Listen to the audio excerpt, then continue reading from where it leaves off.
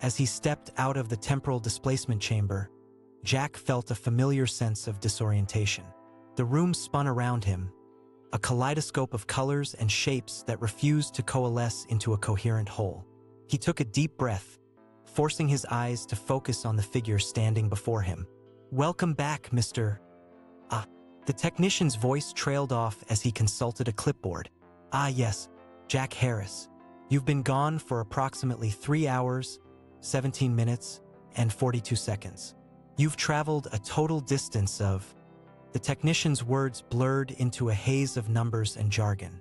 Jack's gaze drifted past the technician, taking in the cramped, sterile room. The same bland decor, the same antiseptic smell, the same... "Wait a minute. Where's the window?" Jack asked, a growing sense of unease creeping up his spine. The technician's smile faltered. "I'm afraid there's been a slight, readjustment to your re-entry coordinates. You're no longer at the Temporal Research Facility, Jack. You're now at... Well, it's a bit complicated." A bead of sweat trickled down Jack's forehead as he turned to face the technician, his voice rising. "Complicated? You told me this was a routine test run." The technician's smile regained its composure, but his eyes darted nervously around the room. "I'm afraid, Jack, that you've, branched off onto a rather unconventional timeline." Jack's mind reeled as the technician's words hung in the air, refusing to make sense. "What do you mean? What's going on?" But before the technician could respond, the room lurched, a low humming noise building to a deafening crescendo. Jack stumbled, his vision blurring as the walls seemed to melt away, revealing a world unlike any he had ever seen.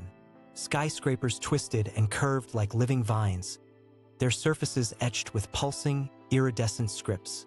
The air was alive with a kaleidoscope of lights, a perpetual aurora borealis that seemed to resonate with an otherworldly energy. A figure emerged from the shimmering haze, her features shifting and flowing like a liquid sculpture. Jack's mind struggled to comprehend the impossible as she approached him, her voice like a gentle breeze in his mind. "Welcome, Jack Harris," she said, her voice echoing within his thoughts. "I am Ambassador Zorvath, and you, sir, are a temporal anomaly. Guest of sorts." As she spoke, the world around them continued to shift and flow, like a dreamscape in perpetual flux. Jack's senses reeled, struggling to anchor themselves to some semblance of reality. "What do you want from me?" he asked, his voice barely above a whisper. Ambassador Zorvath's features solidified, her eyes locking onto his with an unnerving intensity. "We require your assistance, Jack Harris. You see, your unique properties have allowed you to transcend the boundaries of your native timeline. You possess a certain flexibility, one that could prove invaluable to our endeavors."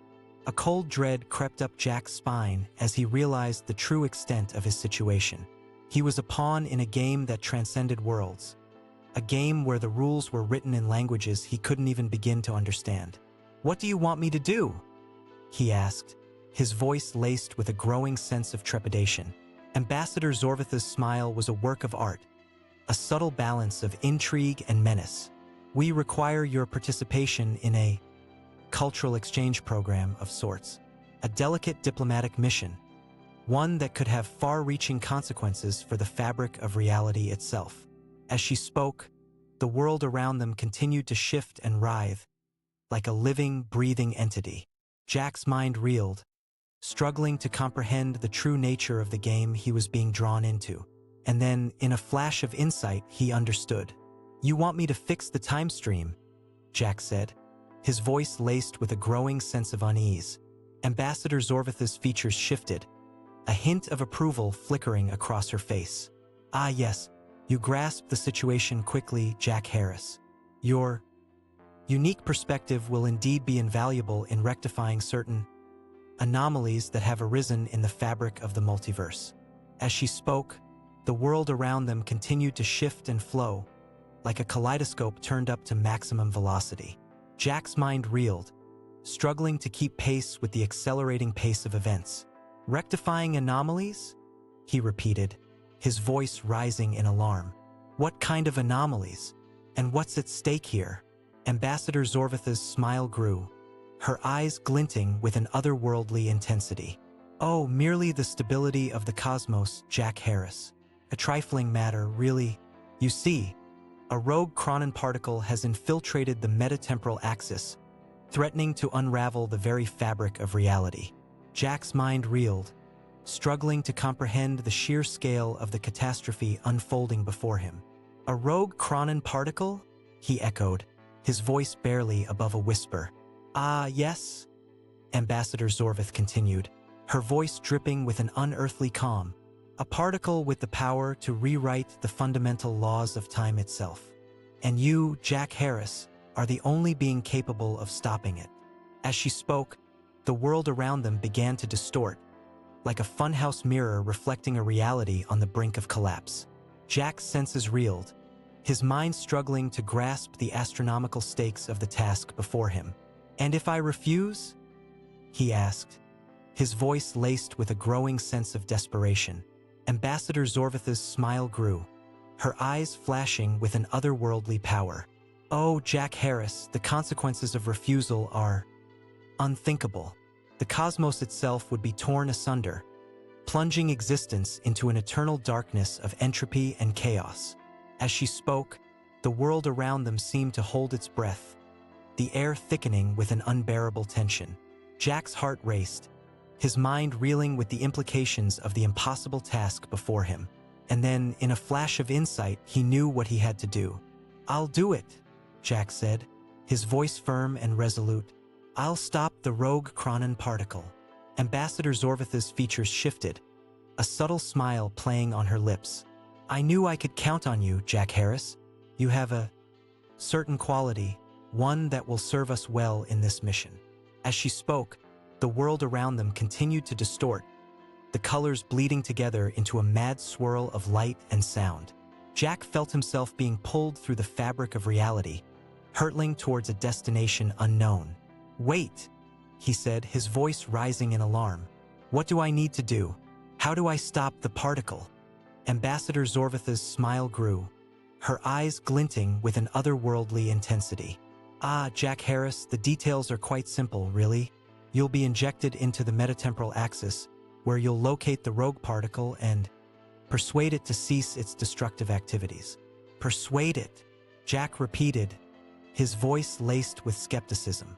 Ah, yes, Ambassador Zorvath said, her voice dripping with an unearthly calm. The chronon particle is a sentient entity, Jack. It's a being of immense power, one that must be convinced to abandon its destructive course. As she spoke, the world around them began to blur, the colors bleeding together into a mad whirlwind of sound and light. Jack felt himself being hurled through the fabric of reality, his mind reeling with the impossibility of the task before him. And then, in a flash of insight, he saw it.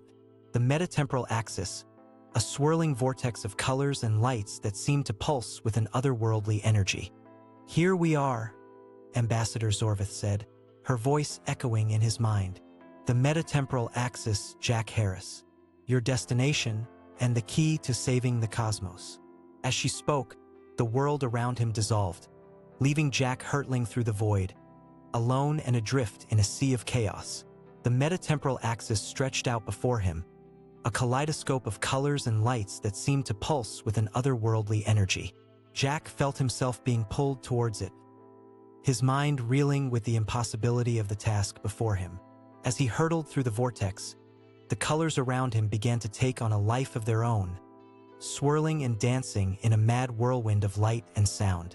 Jack's senses reeled, struggling to comprehend the sheer scale of the energy around him. And then, in the heart of the vortex, he saw it.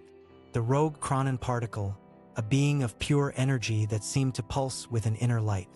Hello, Jack Harris, the particle said, its voice like a gentle breeze in his mind. I've been waiting for you. Jack's mind reeled, struggling to comprehend the sheer scale of the entity before him. You're the rogue chronon particle? He asked, his voice barely above a whisper. I am, the particle replied, its voice growing more intense. And I am the key to rewriting the fundamental laws of time itself. As it spoke, the particle began to grow, its energy expanding to fill the metatemporal axis. Jack felt himself being drawn towards it, his mind reeling with the implications of the task before him. "You want to rewrite the laws of time?" Jack asked, his voice laced with a growing sense of unease. "I do," the particle replied, its voice dripping with an otherworldly intensity. "And with your help, Jack Harris, I can do just that." As it spoke, the particle began to glow with an intense, pulsing light. Jack felt himself being drawn closer, his mind reeling with the impossibility of the task before him. And then, in a flash of insight, he saw it. The solution to the crisis, the key to stopping the rogue chronon particle and saving the cosmos. But at what cost?